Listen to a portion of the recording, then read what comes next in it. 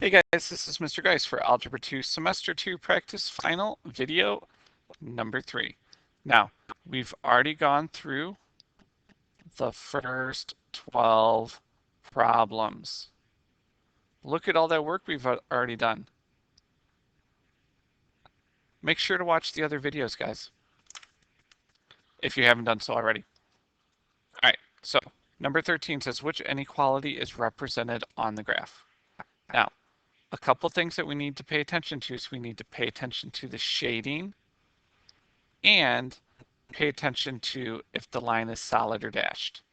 So I know that the line is solid and then that we shaded below. So right now I know that my symbol is less than or equal to. Okay. Now, just by that information alone, you can cross out and find out what the right answer is. Do you know what it is? Well, I'm going to keep solving this. Now, the next thing we need is our slope, and our slope is the rise over the run. And for this, the slope went up 1 and went right 5. So our slope is 1 over 5x. Just figure out what the answer's got. And the next thing that we need is the y-intercept. And the y-intercept is the 0.02, but we only care about the 2. Okay? So the correct answer is D. Now, you should have been able to cross out A, B, and C all because they had the wrong symbol. So you could have done this without doing any math at all. Wow, pretty crazy, huh?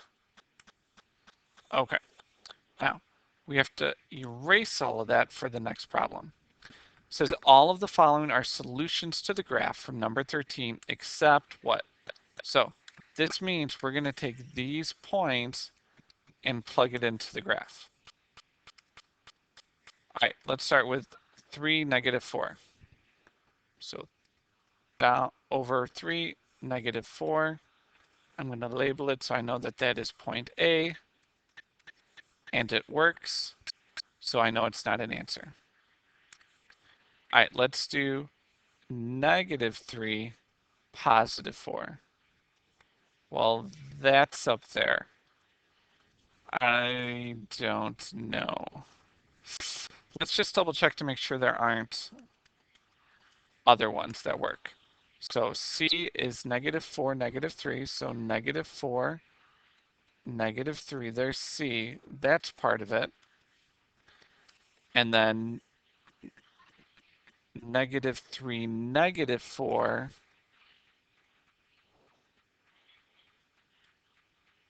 is right around over here, right?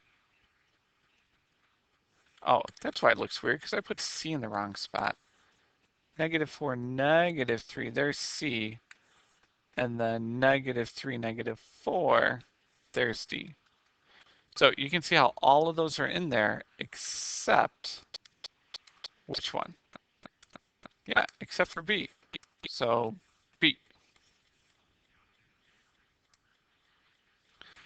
Now, 15 says which is not a factor of 9x squared minus 16.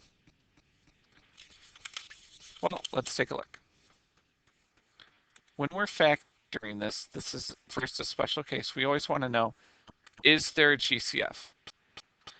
And you're like, no, Mr. Grice, there's not a GCF. Well, remember, we always said technically there is. We can always factor out a 1. So D right here, that is a factor, so I'm going to cross it off right away. They're trying to trick you right there. Now, this is the difference of 2 squares. So the square root of 9x squared is 3x. Remember, 1 turns to a positive and 1's a negative. And then the square root of 16 is 4. So, do we have 3x minus 4 there? 3x minus 4, 3x minus 4. 3x plus 4, 3x plus 4. C is the only one that is not a factor. And be careful because that will be on your final. There's a question just like it. All right, 16. One of the factors of 4x squared plus 3x minus 10 is 4x minus 5. What is the other factor? So I think the best way to do this one is just to factor this guy and figure out what it is. Okay, I'm moving it up here so we have a little bit more room. So we have 4x squared plus 3x minus 10. Now there's no GCF.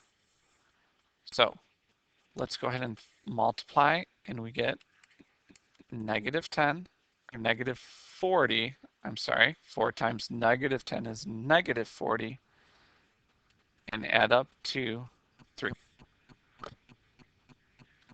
Well, the numbers that multiply to 40 and add to 3 are going to be 5 and 8.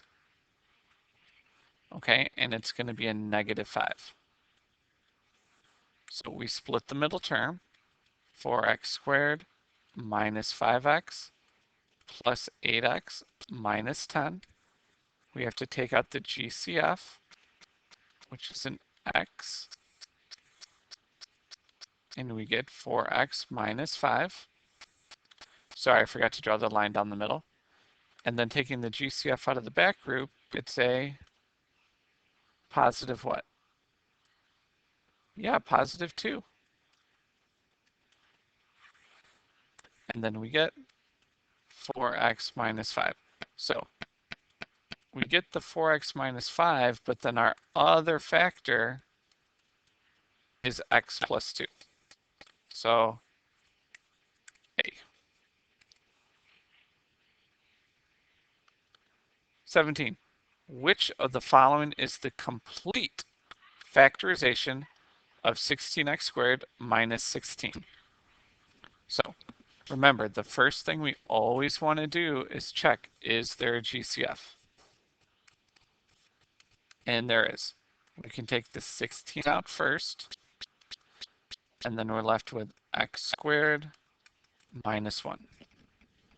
Now, don't be like, yo, Mr. Grice, my answer's right there. Once again, they're trying to trick you. They want the complete factorization, which means I need to check if I can do anything else for this. And it's the difference of two squares. So our GCF comes out front. The square root of x squared is x. One's a positive, one's a negative, and the square root of 1 is 1. So the correct answer was C.